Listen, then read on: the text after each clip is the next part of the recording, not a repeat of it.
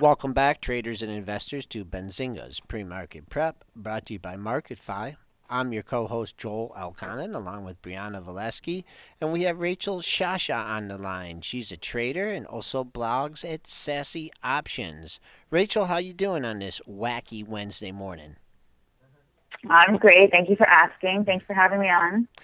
So the markets have been quite volatile lately, and it's good for traders. When the markets get like this, do you still try and trade individual stocks, or do you sometimes migrate towards the indexes? I've been trading mostly the indexes in terms of short-term trading. I find it just so much less complicated and easier than looking at six, seven, eight stocks at the same time. So I will try to maybe just play the ranges through options, short-term option trading. And so, what are you doing? Are you trading the spider options? Also what duration? What time frame?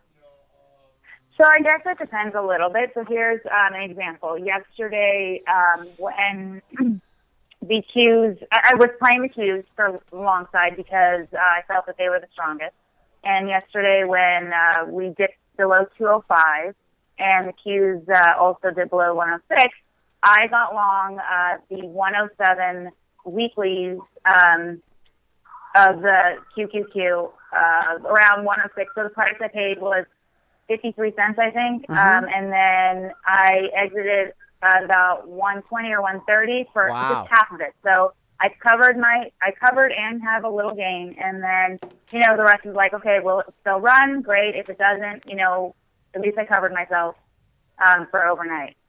Right, and then also when you went into it there, you knew what you were risking, right? You paid 53 cents for it. If it would have went down, would you have bought any more? I mean, sometimes do you only go in with like a half of your position size? Maybe if it went down a little bit more, or were you just like, hey, I'm taking my shot here. If it goes down, let's say to 40 cents, I'm cutting out.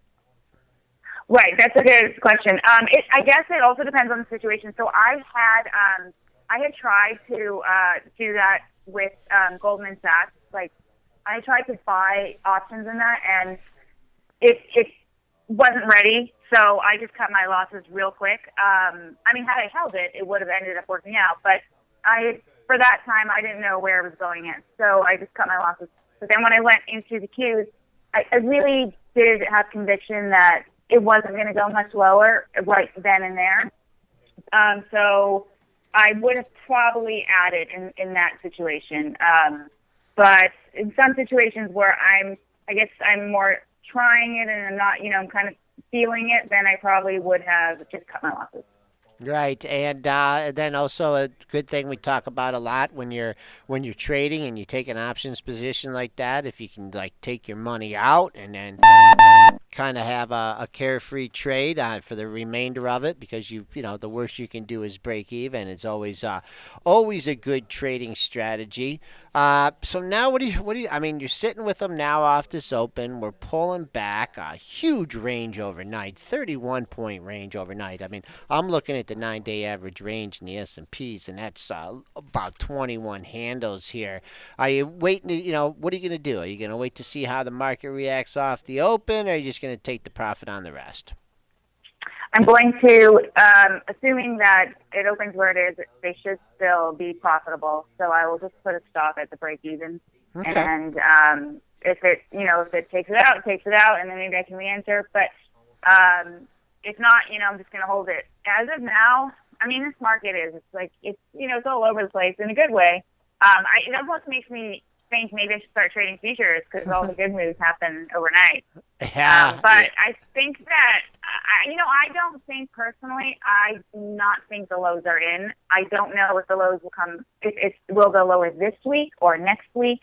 But I think there's a little bit left to go. I would say if we drop below yesterday's low, or if we do 2040 in S&P cash, if we drop below there, I think that would be support right there. But if we drop below, then I think the best case scenario is about 2020 on SPY, or on SPX, and then 200, and then worst case scenario, I would say 198 probably. Okay, so you pick out your levels and you kind of stick with them for the remainder of the day and not waffle. You do your charting and you look at them and you stick with them, or do you try and adjust, on the fly during the day?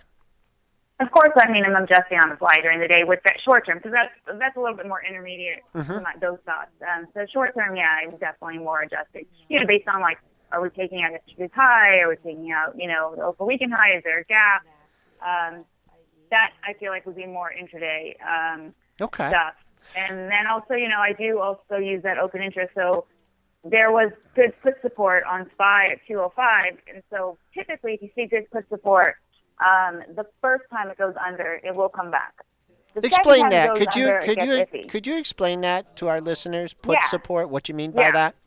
Okay, so if you look at open interest, and if you follow me or look at my blog, I actually graph open interest, so you can get a much better visual of it. But if you just look at open interest numbers and you see there's a lot of puts at the 205 open interest on SPY, and more so than on, any of the call strikes or anything like that, then you can kind of think of it as a wall, a flexible wall. And if it gets under, price gets under there the first time, it usually comes back. If it gets under a second time, it typically doesn't come back. But I will also say that I updated the open interest, and I can tweet it out after I'm off the phone, off the radio show. I updated it, and there's not as many 205s anymore, so the next put support is really 200, which makes things a lot less clear because there isn't much to go by because there's very little call resistance, meaning there's not a lot of strikes with a lot of call open interest, and now there's not so much, open interest on the put side except for at 200 for this week only. So now it gets a little bit trickier if you're using open interest, but I use it as an asset to other things I look at, and I find it's extremely helpful. It also acts good on. We talk about it with Nick Shaheen about the pinning for the weekly options when there's a lot of open interest and a strike. A lot of times it will gravitate, like if it's let's say a 35 in a stock.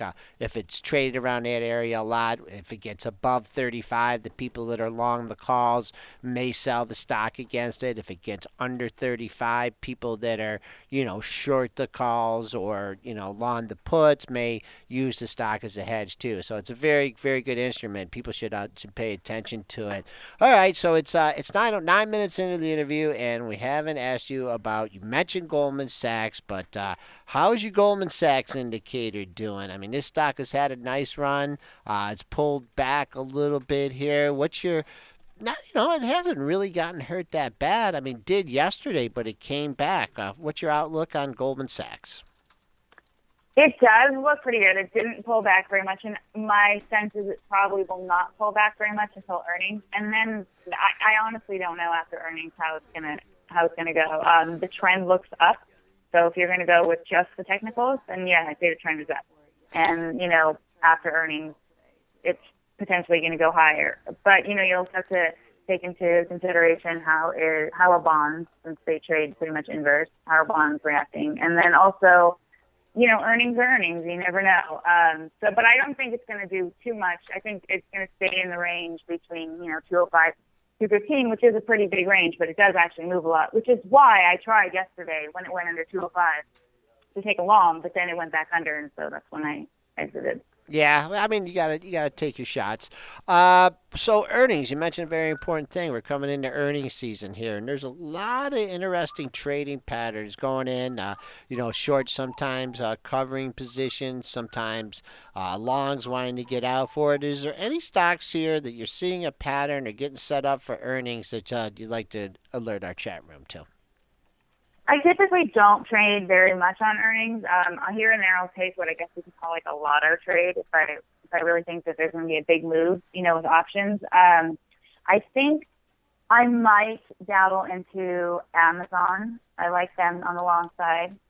I also like CME, just because the bond trading has been so volatile. I feel like they've got to be benefiting from that in some ways. Fundamental. doubt I will do any biotechs, but there are some biotechs I like. I like ABBV. I like AGN. So I don't think I'm going to actually. Oh, another one for the financials is ICE. ICE. I think that might do benefit a lot from the volatility. So those might, depending on where the price is when the earnings come out, those might be something I might take on the long side. So what do you do? Do you like if you just go like let's just go to the CME here, taking a look at the stock? Do you kind of hope that it gets kind of beaten up a little bit and maybe play the weeklies, or do you give yourself like a week and go a little bit farther out, like the following week, or what's your duration? You just go right into that weekly and just get the biggest bang for the buck. I think it also depends. Well, it kind of depends on what day of the week it's going to be, and it also depends on how much. Like, I will look at how much the options are pricing in, and how what the market makers are pricing those at, and try to sense what I may be able to use. But sometimes I will just literally do some weekly out of the money, and knowing that it can open up at zero the next day, and it's just a shot. Right. And it works, it works. And if it doesn't, it doesn't. And we haven't talked to you in a while. I know you had some ICPT that you played. You had a pretty good trade on. Thinking of getting back in this one? No, I haven't even looked at it, to be honest, since I've been out. Not anytime soon. Okay. I mean, actually, it's holding in pretty well, but I feel like I took a lot out of it, and right now I'm just going to stay back. Okay. All right. Just taking a look at some of the widely traded issues here. iWatch sales down 90% here. I mean, it's only been a week into it. Any thoughts on Apple? It's just been in a real tight trading range. I don't trust that stat. By the way, Okay. I don't. I mean, the source itself wasn't something that I was intrigued by, so that I'm not going by at all. Whether it's selling big or not, I don't know. I just don't trust that necessarily. I mean, look, I think Apple is a long still. I'm not convinced that, but longer term, I don't know how they're going to do this earnings. I don't know if people are going to punish them if the watch didn't do as well as they thought it was going to do. So, I don't want to guess what's going to happen this earnings. I do think it's a longer term buy. I think if it gets to 120, then there is a shot I might try for earnings. Or, try to get that dip by. If it doesn't get to 120, I don't know. I might just stay out for a little bit and see what happens. But, it's one of those things, too, with the watch. Remember when the iPhone came out? Nobody wanted it. It was like, oh, whatever, who cares about this? Now, everywhere I go, and I know I live in New York, so it's different. Everywhere I go, everyone has an iPhone. And then the iPad, too, even though it's not as popular now, I remember when it first came out, oh, I don't need this. It's just a bigger iPhone. Oh, I don't need this. And the next thing you know, everyone I knew or, in my crowd has an iPad. I got to get your thoughts on Alibaba here. There's been chaos in the Chinese market. This stock made a new all-time low yesterday, 76.21. Big selling balance this morning. I mean, traded 500,000 shares almost in the pre-market. Any thoughts on Alibaba?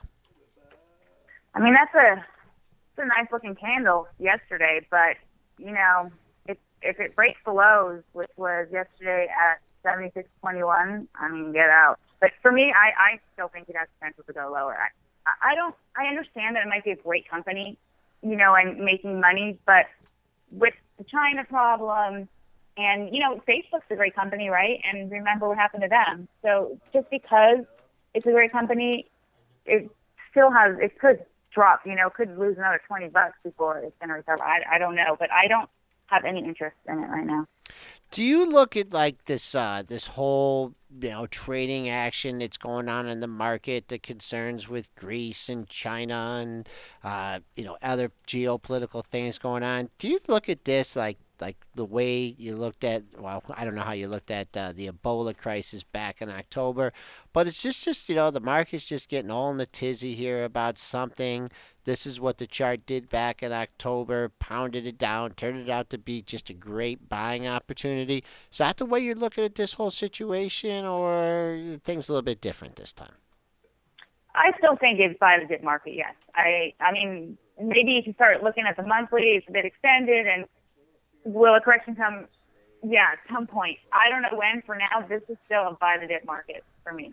So yeah, I mean that's like what I said. Is my levels 2040, 2020, 200, 198. I would be very surprised if this time around we went lower than that. Well, the buy the dip has certainly been working here for the last 4 or 5 years, 6 years, 7 years. So definitely a good strategy. Anything on your short radar here? Anything that I mean, you mentioned you think Alibaba may go a little bit lower. Is there any sector, maybe the oil patch? Is there anything that's catching your eye on the short side? I feel like it's very hard to short if you're doing short-term trading. Longer term, I'd say fossil. I don't see. I mean, I do think the watch is going to end up being very popular, and if not the Apple Watch, someone else's watch, because like Samsung's popular too. So I actually think if there's like a watch company or something that a jewelry company that sells a lot of watches and that a lot of the margin comes from that, short it. Okay, I like that. Do you get involved in IPOs at all? I'm looking at Fit just because as soon as the options come out, then I might try to dabble in. Fit looks amazing, and you remember what happened to Shaq when it first came out, and Gopro. It looks like it's going to do one of those like parabolic moves. Even Twitter did it in the beginning. Yeah. What? So you wait. You're not going to trade the common. You're going to wait to get the options open, and that's your cup. The options are open on it now. Oh, really? Yeah. Yeah. Is there some good market making in there, or is it still kind of light in the volume? I haven't actually Okay. done any trades yet, but I've been watching it, but I haven't done any trades, so I'm not sure. Getting familiar with it. Well, what do you think about GoPro? Goldman Sachs came on pretty bullish on it. It's been coming up off its lows. Any thoughts on GoPro? Well, see, the thing is it does look like it's coming off its lows, and technical picture does look good, but I find it very hard to go long stocks I do not believe in or companies do not believe in. And I think GoPro is just, I don't know, crap to me. I don't get it. And I feel like anyone can copy it so easily. I think even an iWatch can eventually just hook off the handles and put it on your forehead or whatever you're doing with it. I don't know. So I don't like going long stocks that I don't You don't believe appreciate. in. Yeah, we get just a comment here asking about some technicals on Fitbit. I know you're still watching it. I'm just looking at yesterday's trading, a double top here at 42.98, 43 even, all-time high at 44.38. So I'm keeping a real close eye. Anything above 43, you get some room up there to the all-time high. Coming back on the downside, kind of hard to pick a spot. Maybe pit right in the middle of those two lows between 39, 39.75. Pick a spot there. All right. Well, thanks a lot, Rachel, coming on. As always, great information. Love having you on. Great input. We'll talk to you again soon. Thanks for having me.